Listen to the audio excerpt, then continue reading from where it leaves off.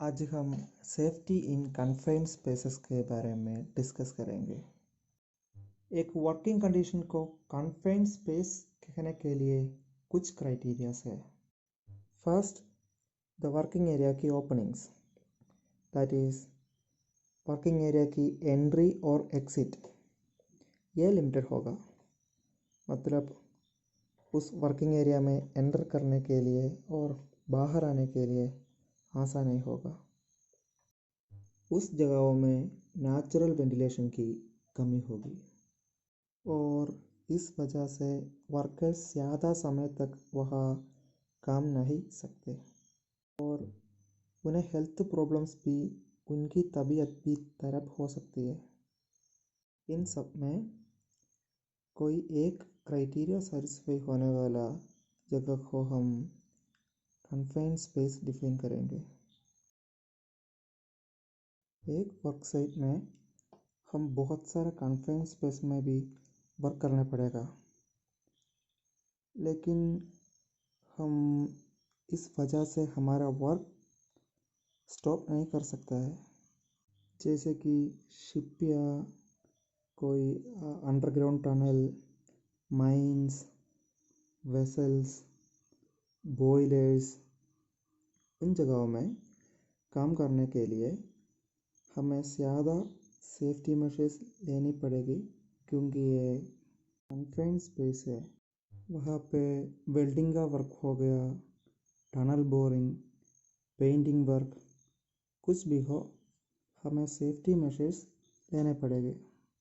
Workers को अंदर बिहेवना पड़ेगा और इसके लिए हम सेफ्टी मेजर्स लेने पड़ेगी।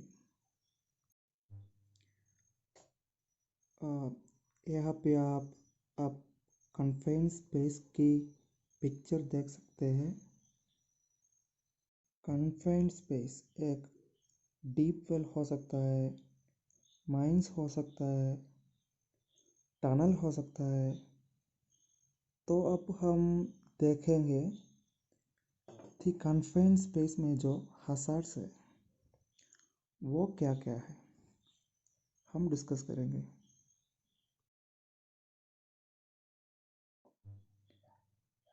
तो पहला प्रॉब्लम है ऑक्सीजन डिफिशिएंसी।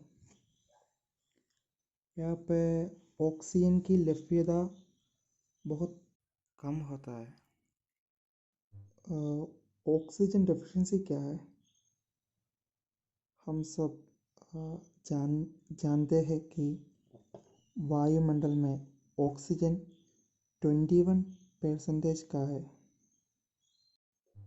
लेकिन हमें श्वसन के लिए 19.5% की आवश्यकता होती है। और अगर ऑक्सीजन की परसेंटेज 19.5 से कम हो जाता है, उस कंडीशन को ऑक्सीजन डेफिशिएंसी बुलाया जाता है।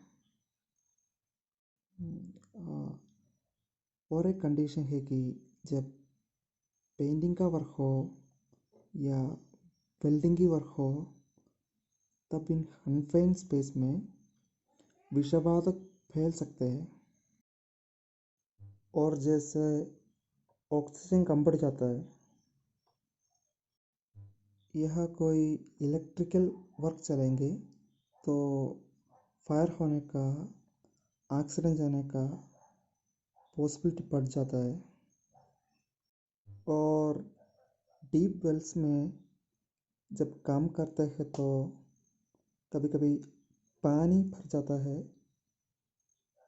और ऊपर से मिट्टी गिर जाता है या कुछ और चीज़ गिर जाता है और वर्कर्स ट्रैप हो जाता है। ऐसा भी हो सकता है, तो हमें इन सब पॉसिबिलिटी को ध्यान में रखना पड़ेगा और सेफ्टी मेजर्स लेना पड़ेगा। तो हम अब कन्फाइंड स्पेस और कन्फाइंड स्पेस की हज़ार्ड्स के बारे में डिस्कस कर चुके हैं। इन हज़ार्ड्स को हम सेफ्टी मेजर्स के बारे में डिस्कस करेंगे। तो पहली सेफ्टी मेजर, हम कन्फाइंड स्पेस की ऑक्सीजन लेवल टेस्ट करनी है। अगर कोई टॉक्सिक गैसेस प्रेजेंट है वो भी टेस्ट करनी है। इसके लिए हम एक air quality checking instrument use करते हैं और हमें कन्फाइंड स्पेस की टॉप, बॉटम और साइड में भी चेक करनी है, क्योंकि कभी कभी ये टॉक्सिक गैसेस डेंसिटी डिफरेंट है। मतलब नीचे भाग में हायर डेंसिटी गैसेस, ऊपर में लोअर डेंसिटी गैसेस, सारे पोर्शन को टेस्ट करना आवश्यकता है। अगर टेस्ट के बाद ऑक्सीजन डेफिशिएंसी पता चला तो हमें नेचुरल वेंटिलेशन नहीं होगा। उस कन्फाइंड स्पेस में हम आर्टिफिशियल वेंटिलेशन लेने पड़ेगा with the help of A blower. और ये आर्टिफिशियल वेंटिलेशन प्रोवाइड करने के बाद हम रीटेस्ट करना है कि डेफिशिएंसी अब है, कुछ टॉक्सिक गैस का प्रेजेंट है। तो अगर कोई डेफिशिएंसी नहीं है तभी हम वर्कर्स को वहाँ काम करने के लिए अलो कर सकता है।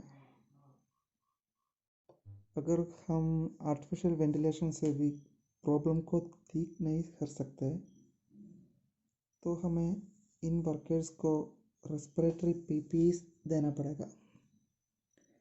ये रेस्पिरेटरी इक्विपमेंट्स डिफरेंट टाइप्स है।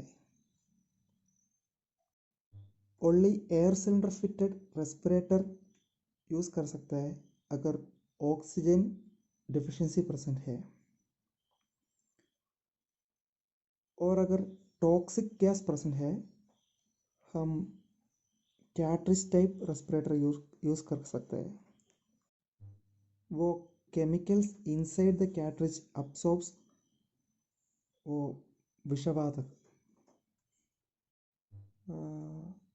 जैसे पिक्चर में देख सकते हैं आप, कन्फाइंड स्पेस में हम वेंटिलेशन देने पड़ेगा हमें। मतलब नेचुरल वेंटिलेशन नहीं रहने तो आर्टिफिशियल वेंटिलेशन लेना पड़ेगा। और अब हम ब्लोअर के साथ एयर सर्कुलेशन मेंटेन कर सकते हैं ताकि हवा अंदर आ जाए और जो हवा अंदर था वो बाहर चले जाए। एक बात जो हम कर सकते हैं वो ये कि कन्फाइंड स्पेस में अंदर इलेक्ट्रिकल इक्विपमेंट्स को जैसे बल्ब, स्विचेस प्रॉपर इंसुलेशन कर सकते हैं। और कुछ केसेस में हम इलेक्ट्रिकल सप्लाई कम्प्लीटली कट करेंगे ताकि अगर कुछ फ्लेमेबल गैसेस प्रेजेंट है वो फायर एक्सप्लोजन के लिए चांसेस है। जैसे painting work, welding work, fire explosion के लिए बहुत ही रिस्क है। हम इलेक्ट्रिसिटी आइसोलेट करेंगे ताकि वो प्रॉब्लम दूर हो जाएंगे। और एक प्रॉब्लम जो हो सकता है वो कन्फाइंड स्पेसेस में, कन्फाइंड स्पेसेस में कभी कभी मैकेनिकल मूविंग पार्ट्स है जैसे conveyor belt, gear drive, belt drive, machines etcetera. और वर्कर काम कर रहा है इसके बीच में तो मूविंग बहुत रेस्ट्रिक्टेड होता है। इसके कारण एक्सीडेंट और इंजरी हो सकता है, और इसके लिए हम सबका ध्यान रखना चाहिए। और प्रॉपर इल्यूमिनेशन मतलब लाइटिंग देना चाहिए ताकि कुछ एक्सीडेंट प्रिवेंट करने के लिए। और एक बात जो हम कर सकता है वो कन्फाइंड स्पेस वर्कर को मॉनिटर करने के लिए एक स्टैंड बाई वर्कर होना ही है। वो स्टैंड बाई पर्सन वर्कर्स के साथ निरंतर संपर्क करना होगा। स्टैंड बाई पर्सन है बाहर, वो प्रॉपरली मॉनिटर करना है अंदर के वर्कर्स के काम, मतलब काम से ठीक से हो रहा है, कुछ एक्सीडेंट होने वाला है, कुछ प्रॉब्लम है उधर। काम के दौरान वो स्टैंड बाई पर्सन की पूरा कंसंट्रेशन होना चाहिए। वो फ़ोन या कुछ यूज़ नहीं कर सकते हैं।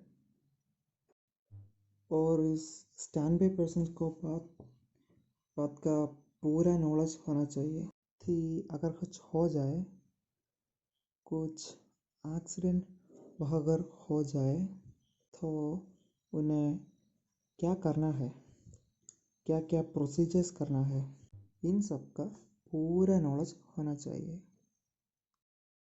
और हमें इस बात का भी ध्यान रखना पड़ेगा कि ये जो स्टैंड बाई पर्सन है वो अगर कुछ उसके बाद तो ये रेस्पिरेटरी इक्विपमेंट्स ये सब नहीं होगा ना, तो अगर अंदर से कुछ वर्किंग स्पेस से कुछ साउंड आ गया और वो कुछ एक्सीडेंट होने का साउंड आ गया, तो जल्दी में बिना ये सेफ्टी मेजर्स लेके अंदर चले जाए, ज़्यादा प्रॉब्लम पड़ेगा।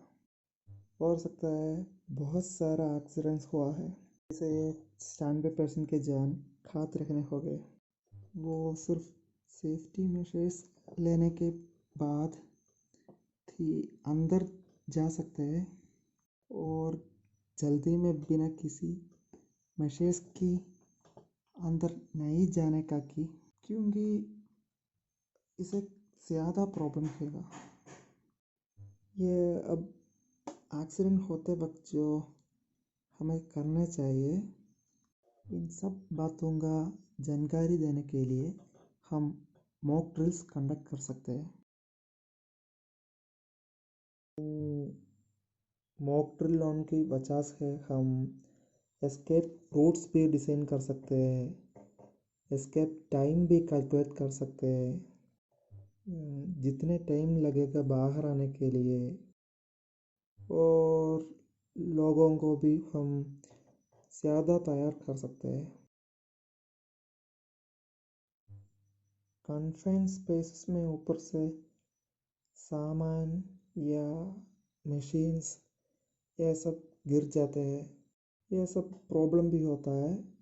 तो इन प्रॉब्लम्स को हटाने के लिए हम फेंसिंग देख सकते हैं, और वर्किंग स्पेस से मशीन्स टूल्स को दूर रखना पड़ेगा। और इन स्पेसेस में काम करने के लिए जिन वर्कर्स को हम बेचते हैं उन्हें भी प्रॉपर ट्रेनिंग लेना चाहिए, मतलब प्रॉपरली ट्रेंड वर्कर्स को इन काम के लिए हम चूज़ कर सकते हैं।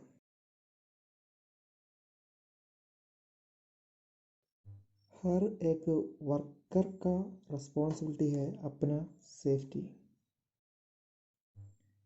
और बात यह है कि उन्हें अपनी सेफ्टी को अटेंशन नहीं देखिए, कोई और बचाने के लिए नहीं जाने का। अपना सेफ्टी कोई हमें प्रथम स्थान लेना चाहिए। तो अगली बार जब आप लोग कन्फाइंड स्पेस में काम करेंगे तो इन सब बातों को ध्यान में रखना। उम्मीद करती हूँ कि आप सेफ रहेंगे।